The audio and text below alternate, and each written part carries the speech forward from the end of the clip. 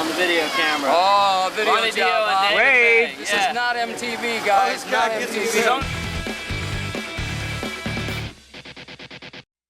Well, I don't believe in either heaven and hell as a place to go to, that you know, when we die we're going to go down and burn for a while, or if we're good we're going to go up there and be happy for a while, or purgatory where all the poor little baptized babies are hanging out. You know, I think anybody who's got that kind of, anybody who came up with that idea that there's going to be a place where little children are going to be hanging out for the rest of their lives, you know, is either the sickest person on earth or the most stupid person on earth.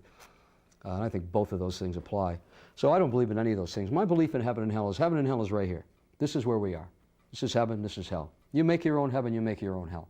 Hell, good and evil, God, the devil, reside in each one of us. I don't have to go to a place to pray.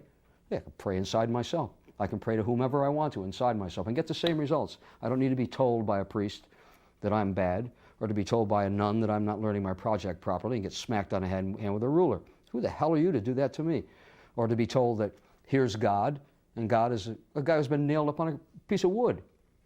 It's not the way I want to think of life. I don't think of it that way. I did about 8 world tours with Purple as Elf, as the opening act for Deep Purple. So I got to know Richie. I say it this way because I didn't get to know him because we didn't speak for maybe 2 years on the tour, because Richie's a very private person, and I understood that, so I stayed away from Richie. If you jump on top of someone like Richie, then he doesn't want to know about you. So I let perhaps my talent speak for it. And one day Richie came into the dressing room and said to me, "You're a great singer." That's the only words he ever said to me. The first time he ever said that to me, and I said, "Well, thank you very much." And then then we became friends, and we used to go out and jam a lot. He was in Purple, I was in Elf, but we'd go to clubs and we would jam and have a great time. And then when he left Purple, because he felt Purple was becoming too funky, as he said, because of Glenn, and Ian Pace wanted to be a bit more funky player, and he said, "I want to quit, I want you to form a band with me," because we had the same idea, which was to make classical rock and roll music. And I had never, ever had a problem with Richie. I respected him very, very much. The only thing I had a problem with Richie was he's a very cruel person, I felt. Cruel? Cruel to the fans, very cruel to them, and to people in general. Do you feel bad about talking about Rainbow Time, or? No, I don't feel bad. I have wonderful memories of that time. Yeah. That was. You know, it may seem as though I'm very bitter about Richie. I'm not bitter about Richie at all. He gave me my great opportunity. Without him, it would have taken me a little bit longer to be where I am today. I mean, I'm not going to give him all the credit because I'm good at what I do. But he gave me my chance, and I learned so much from him. I really learned so much from him. I learned good things, and I learned bad things. So I learned what not to do. I learned that when you come out of the show, you don't spit at your fans. You don't run into their car and go away from them. You don't not sign autographs for them. They wait there all the time for that. You don't be mean to your fans. That's the thing I learned, because that's what Richie did all the time. Really bad person, but he's a great musician. I learned what works and what doesn't work with music. But you know, like anything else with Sabbath, we didn't have a problem. We created our own, and so we created a lot. This album took about 1.5 years to do, from beginning to end. An album shouldn't take that long. It just shouldn't do.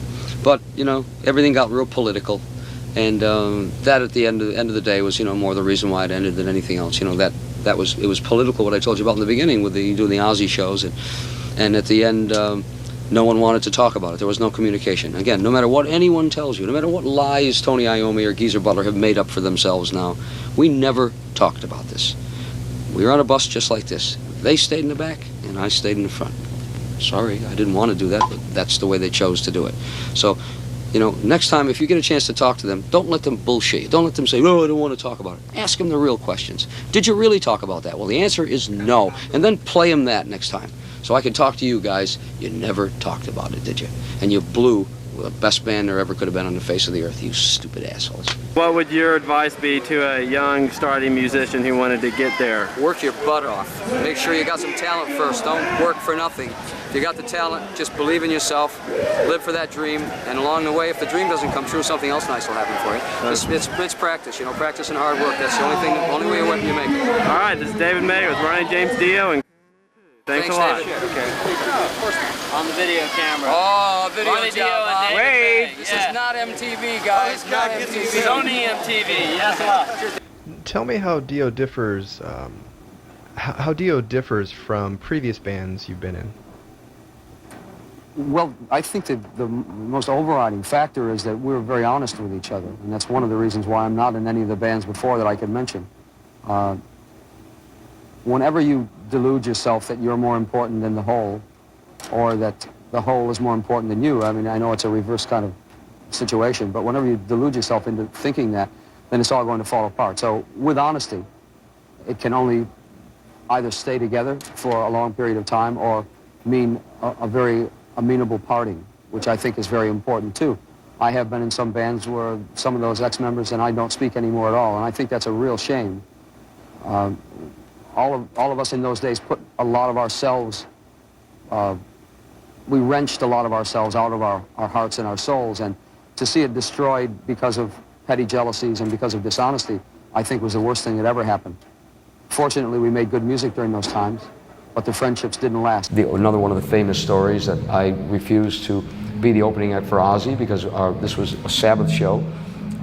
We had already had a show, we were going to play Long Beach and someplace else here in LA, and suddenly after we'd just come back from Iceland, I got a call saying, well, now it's been changed, and the last 2 gigs you're going to be opening for Ozzy. And my reply was, no, I'm not. I won't do that. And so for almost all those 2 months of touring in America, they still believed that I was going to do that show. Okay. And I kept telling them, no, I'm not going to do it. And 2 weeks before, Geezer said to me, you're really going to do the show, aren't you? And I said, I told you, I'm going to tell you only one more time.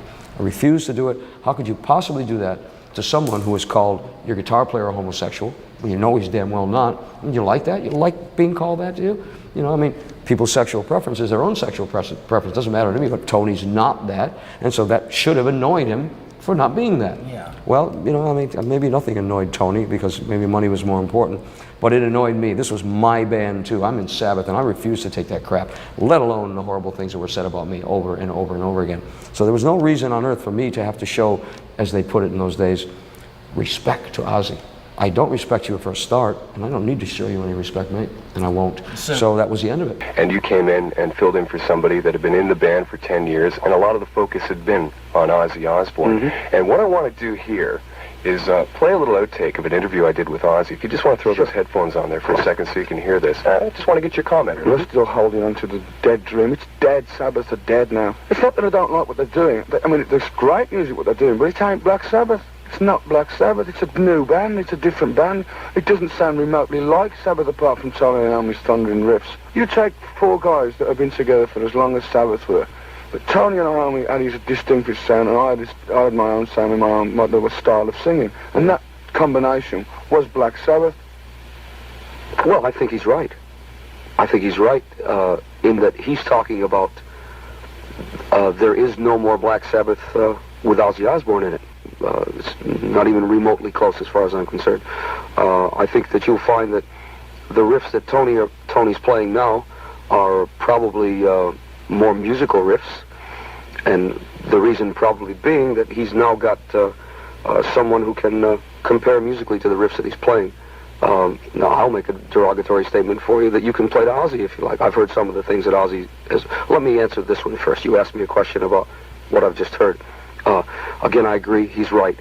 But he's talking again from the context of when he was in the band with Black Sabbath. About that, you mentioned your lyrics, the artistry. I wanted to ask you about that. Are there misconceptions about metal? Because you're known very much as one of the class metal singers. There's a real elaborate lyrics at times, a real artistry to what you put together.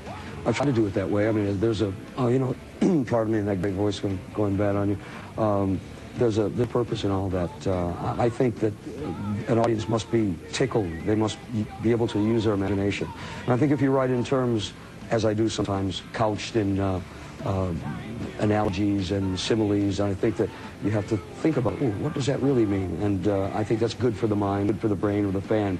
I grew up reading voraciously about dragons and knights and the things that you see in Lord of the Rings these days. So I'm fashionable today, and I've tried to carry that on my career. Do you think, Ronnie, that heavy metal fans differs in any way from other fans? I think they're certainly the most loyal of the fans. I'm not trying to compare 2 different forms of music, but I think that the most loyal fans have always been country western music fans, right, who have stood by their artists forever. One hit as a country western artist, and you're locked for life, you know. And I think in some ways the same with metal music. I mean, they are perhaps not quite as loyal as country western people. You have to have 2 hits when you're having metal artists. But they are extremely loyal. Because, again, it's a form of music that is really looked down upon, has always been looked down upon by moms and dads and whatnot, and teachers and professors. And I think once that happens, you set up a bond between a band and the audience. And they feel that they are being talked down to, that they're considered to be dirty and stupid. We don't feel that about ourselves. We don't feel it about the fans that come and see our music. So there is a bond there, and I think it's one of the most loyal.